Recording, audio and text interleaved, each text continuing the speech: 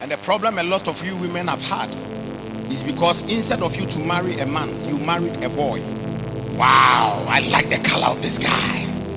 I wish the guy proposes to me. And that day the spirit of upper enters you.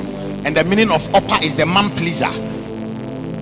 And that spirit takes over the woman's life. You get your Mac, you get your L'Oreal, you get your whatever it is, because you think that, hey, the guy is tall. He looks very tall inside, but he's like a dwarf within. If you go home with him, you are taking a dwarf. You are not taking a tall man into your home. Are you man enough? Are you man enough?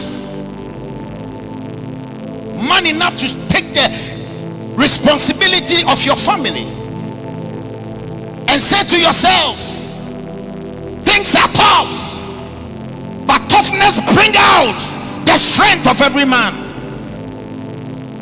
I was telling mommy the other day that many a times I come under pressure, but I think that I work better under pressure. If you are a man here and pressure comes on you and everybody is giving up on you and fighting you, and you are also fighting people, hey, watch out. If that man in that courtship in a year can fight you 10 times, God is giving you the signal that this is not a marriage meant for you. Exit for the God that gave you that tall man he taught, who was a dwarf, who can bring to you a man with a real heart. Because ladies and gentlemen, beard cannot put food on the table, and beard cannot bring peace in the home. It takes a man. You are going to marry a woman, a man, and then you go to a restaurant, a Chinese restaurant, and then as you are sitting there, a lizard enters the Chinese restaurant, and by the time your fiancé knows you are in the house, because of lizard, you run away and leave the woman there. God is giving you a signal that this is not a man. It is not about how much he paid and the check he paid on the table. You need a man, because as a woman, if there is no man but boys in your life, the boy will become your firstborn, who will also become your lastborn, because you didn't marry a man, you married a boy. A man that will ask the wife, what are we going to eat today? Can't you go to your friend and get some food for us? It is a sign that is not man enough. That man should have stood up and say, Akosia, sit down, take care of the children.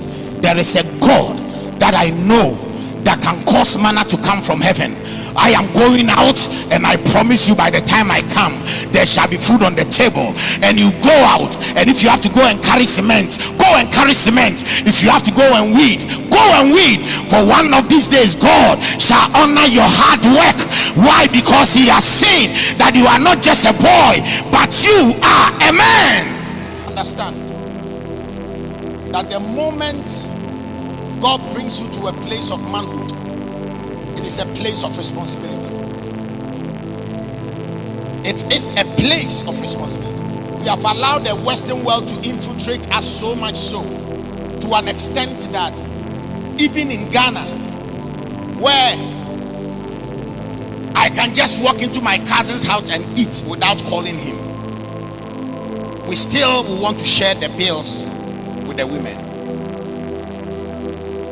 I came to provoke you. If you want to be a man, I will offend you if you are still a boy, because boys who say Papa is pampering the women too much.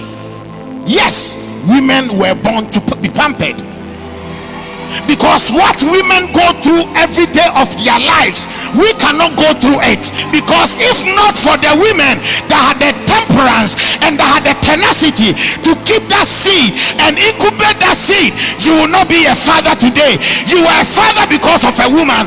You are a father today because of a woman. And it is high time that fathers rise up and understand our duties and our responsibilities, that we were not created to be males, but we were born to be created as men. There are some of you, when there are challenges in your lives, you are a man, you are pushing your wife to the old boyfriend to go and take money for you. Shame on you. Shame on you. If your wife makes more than you make and you are comfortable with it, you have a problem.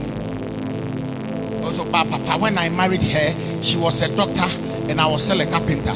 That means that you have an anointing to attract something higher than you. So if you don't use that anointing, I don't know how for God to give you some ideas, for God to give you some opportunities to penetrate, so that by the next 5 years you are making more than your wife. I came to tell you, when your wife takes care of you till you die the failure. Why do you think that the wife should build a house for you and still be the cleaner in the house? You are living in your wife's house. When you come and things are not in place, you are angry. You want to fight her.